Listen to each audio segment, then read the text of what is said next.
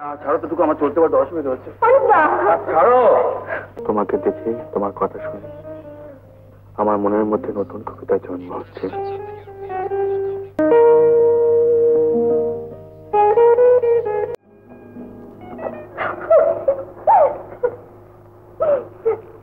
কি ব্যাপার হঠাৎ তুমি? এমনি ভালো লাগছিল না, তাই চলে এসেছি। ছেলেদের ঘরে এভাবে হুট করে ঢুকতে নেই, শব্দ করে আসতে হয়। ও রাগ করলেন? করাই তো উচিত। আমি ঠিক বুঝতে পারিনি অনেকটা, আমার অন্যায় হয়ে গেছে।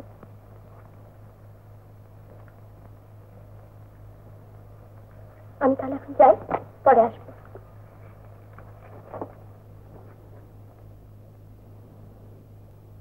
চলে গেলে আমি কিন্তু আরো বেশি রাগ করবো।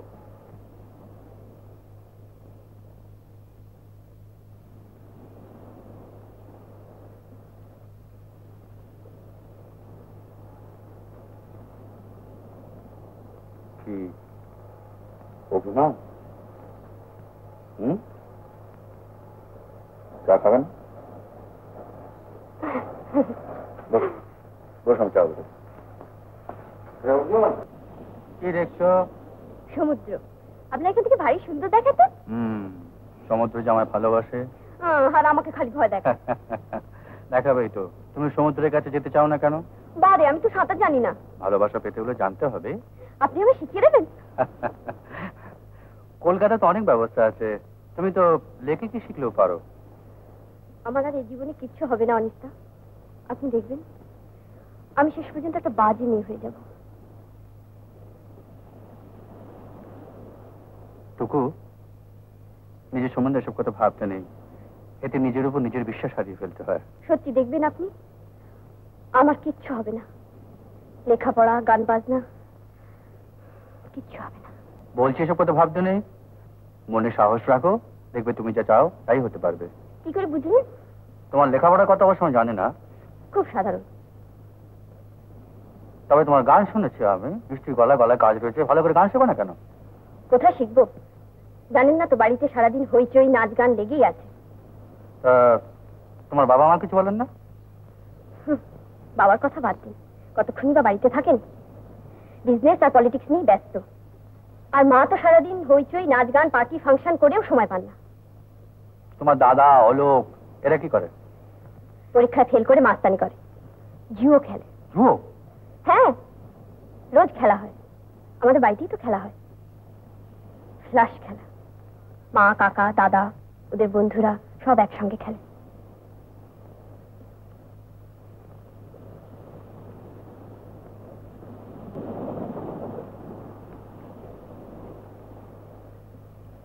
আজ কখন বেরোবেন? এই একটু পরে। আচ্ছা অনিতা, আজ সমুদ্রের ধারে না গিয়ে অন্য কোথাও যাওয়া যায় না? একটা জায়গায় যাবে? কোথায় অনিতা? না, তার ফিরতে রাত হয়ে যাবে। কোথায় কোথায় বলুন না প্লিজ, প্লিজ অনিতা বলুন না।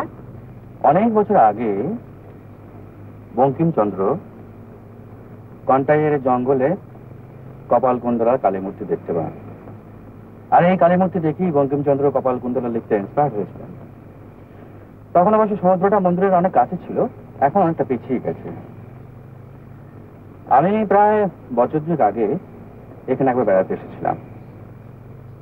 জায়গাটা দিনের বেলা সত্যিই খুব সুন্দর।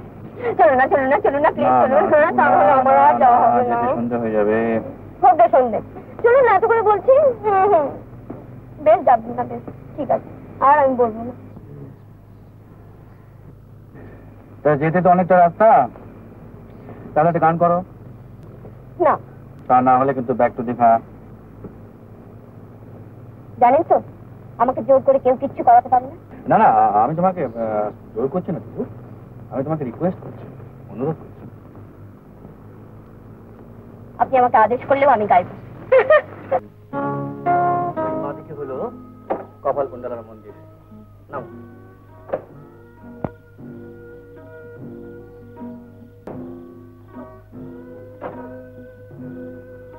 আমি ভীষণ ভয় করছি অনিতা।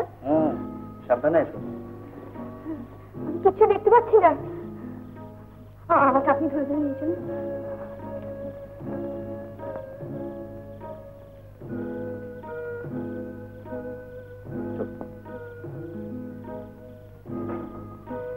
পথিক, তুমি কি পথ হারাইয়াছ? কি অর্থ, কি উত্তর করিতে হইবে কিছুই মনে হইল না। ধ্বনি যেন হর্ষ বিকম্পিত হইয়া বেড়াইতে লাগিল, যেন পবনে সেই ধ্বনি বহিল, বৃক্ষপত্রে মর্মরিত হইতে লাগিল। সাগর বসনা পৃথিবী সুন্দরী, রমণী সুন্দরী, ধনিম সুন্দর, হৃদয়তন্ত্রীর মধ্যে সৌন্দর্যের লয় উঠিতে লাগিল। সাবধান, পায়ের জুতো খুলে মন্দিরে উঠবেন। আমার ভীষণ ভয় করছে। ভয় কি, আমি তো আছি।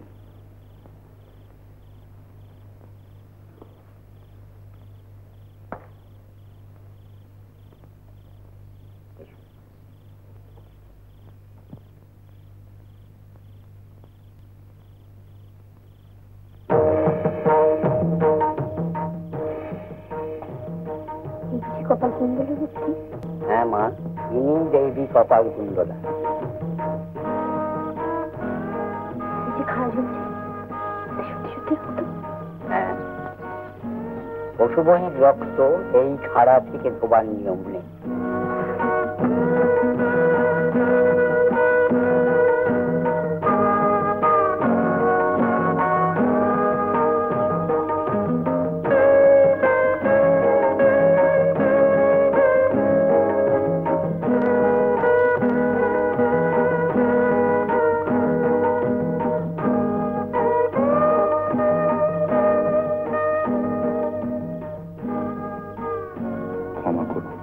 যা কিছু ঘটছে আমার জ্ঞানের অগোচরে, অন্ধ প্রকৃতির কাছে আমি অসহায়।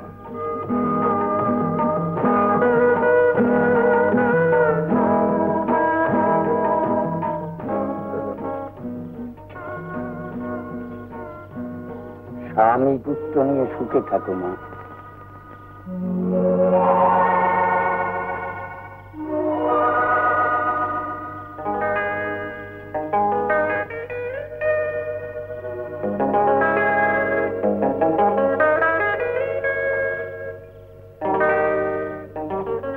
আমি কিন্তু কিছু পয়সা নিয়ে বেরোই। কত দেবো বলো?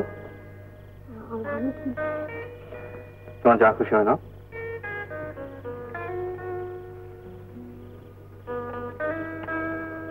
আপনার হয়ে 1 টাকা দিয়ে দিলাম। তুমি খুশি হলে আমি খুশি।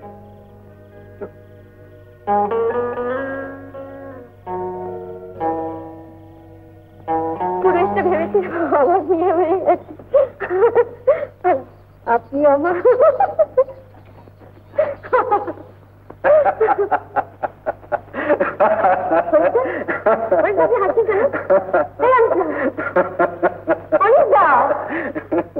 তোমার ছেলে মানুষই ওই লোকটা পাগলামি দেখে।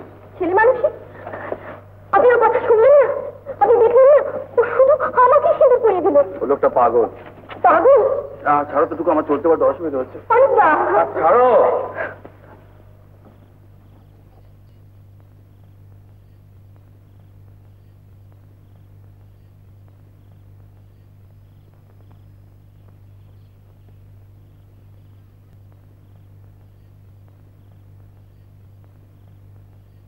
টুকু, টুকু, টুকু এসো। আপনি হেডলাইটটা জ্বালুন, আমি যাচ্ছি।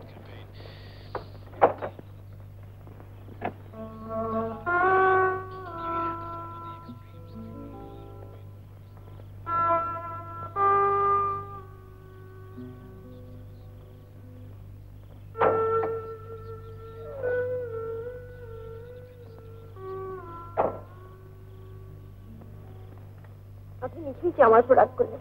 না না, কি আসছে, রাগ করবো কেন? আমি জানি আপনি করেছেন, কিন্তু আমার কি দোষ? লোকটা এমন করে বলছিল, আমার লজ্জা করছিল, তাই।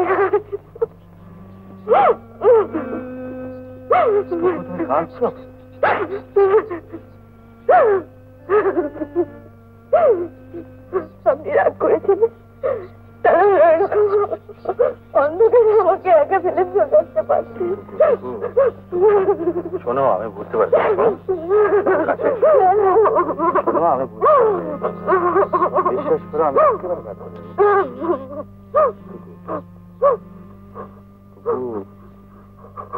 ও টুকু, কি হলো?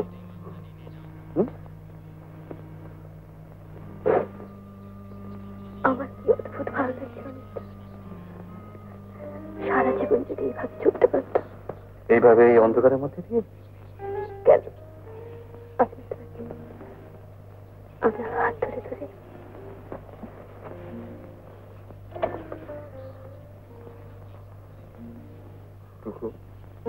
তোমাকে দেখে, তোমার কথা শুনে আমার মনের মধ্যে নতুন কবিতার জন্ম হচ্ছে।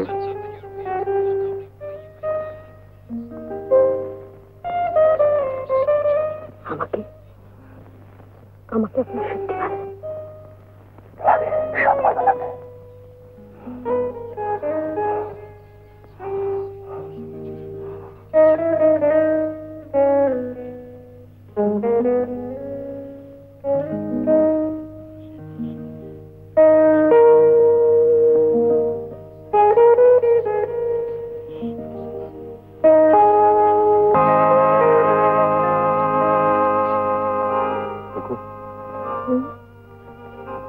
অনেক রাত হয়ে গেছে, চল বাড়ি যাই।